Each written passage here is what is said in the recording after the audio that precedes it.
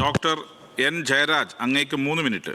Sir, ബഹുമാനപ്പെട്ട അംഗം Shri E Chandrasekharan അദ്ദേഹം ഇവിടെ സംസാരിച്ചു കഴിഞ്ഞപ്പോൾ ഒരുപക്ഷെ തോന്നുന്നത് എന്തിനാണ് ഈ ഭൂതത്തിനെ കുടത്തിൽ നിറക്കിയെന്നുള്ളതാണ്. അദ്ദേഹം നീണ്ട ലിസ്റ്റാണ് ഇവിടെ പോലീസിൻ്റെ അതിക്രമത്തെക്കുറിച്ച് ഇവിടെ പറഞ്ഞത്. വർഷങ്ങൾക്ക് മുമ്പ് നടന്ന ഒരു സംഭവം ഇപ്പോൾ ഇവിടെ വാർത്തയായിട്ട് വരുമ്പോൾ ഇത് കുറച്ചു കാലമായിട്ട് ഈ വിഷയത്തിൽ സത്യത്തിൽ ഈ പോലീസ് നടത്തുന്ന ഒരുപാട് ജനകീയ ഇടപെടലുകളെ ഇല്ലാതാക്കാൻ വേണ്ടിയുള്ള ഒരു ബോധപൂർവമായ ശ്രമത്തിൻ്റെ ഭാഗമായി തന്നെ ഇതിനെ കാണാതിരിക്കാൻ കഴിയുക.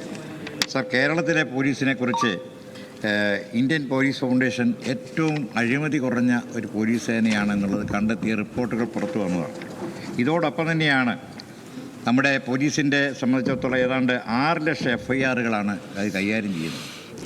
ചുരുക്കത്തിൽ 10 ലക്ഷത്തോളം പരാതികൾ.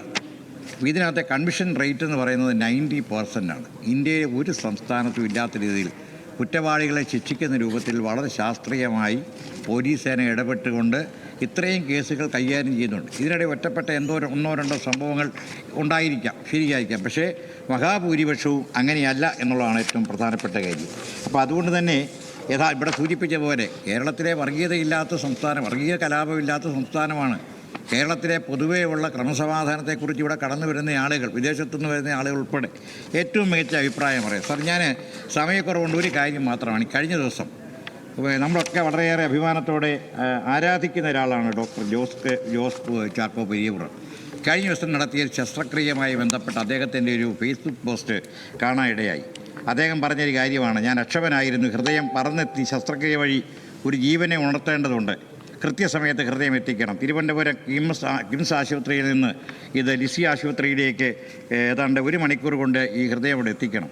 ഫോണിൻ്റെ മറുവശത്തു നിന്നുള്ള ചോദ്യം: ഇതൊക്കെ ചെയ്തില്ലെങ്കിൽ ഞങ്ങളൊക്കെ പോലീസുകാരാണോ എന്ന് പറയുന്നത് എന്തർത്ഥം? ADGP ശ്രീജിത്ത് IPS തിരുവനന്തപുരത്ത് നിന്നും ഡോക്ടറോട് പറഞ്ഞൊരു വാചകമാണ്. പാതിരാത്രിയിലാണ് വിളിക്കാൻ പറഞ്ഞു. സർ, പോലീസിൻ്റെ ഇടപെടൽ കൊണ്ടാണ് യഥാർത്ഥത്തിൽ ഇന്ന് കൊല്ലം സ്വദേശിയായ ആ 13-കാരിയുടെ ഹൃദയം മിടിക്കുന്നത് എന്നുള്ളത് കേരള പോലീസ് നടത്തിയിട്ടുള്ള ഏറ്റവും മികച്ച സേവനത്തിൻ്റെ ഒരു ഭാഗമാണ്. സോ, ഒരു ഒറ്റ കാര്യം കൂടി, എൻ്റെ നിയോജക മണ്ഡലത്തിൽ കോടതി വിധി പ്രകാരം ഇറക്കി വിട്ട ഒരു കുടുംബം ഉണ്ടായിരുന്നു. സർ, ബബിത ഷാനവാസിനെ കോടതി വിധി പ്രകാരം പോലീസ് ഇറക്കി വിട്ടു.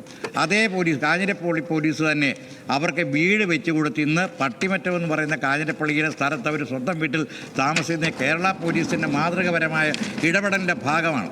ഞാൻ സൂചിപ്പിച്ചത് കേരള പോലീസ് ഇതുപോലെ ഒരുപാട് നല്ല പ്രവർത്തനങ്ങൾ നടത്തുന്നുണ്ട് ജനങ്ങളുമായി ബന്ധപ്പെട്ട്. ഒറ്റപ്പെട്ട വിഷയങ്ങൾ എവിടെയെങ്കിലും ഉണ്ടെങ്കിൽ തീർച്ചയായിട്ടും ഈ ഗവൺമെൻറ്റിനുള്ള ഇച്ഛാശക്തിയുണ്ട്.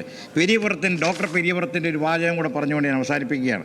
ഇത്രയേറെ പ്രയത്നിച്ച കേരള പോലീസിനെ കുറിച്ച് ഇത്രയെങ്കിലും പറഞ്ഞില്ലെങ്കിൽ ഞാൻ എങ്ങനെ മാനവീയത ഉൾക്കൊള്ളുന്ന ഹൃദയ ശസ്ത്രക്രിയ വിദഗ്ധനാകുമെന്ന് അദ്ദേഹം ചോദിച്ച ചോദ്യം അക്ഷരാർത്ഥത്തിൽ എത്രയോ അർത്ഥം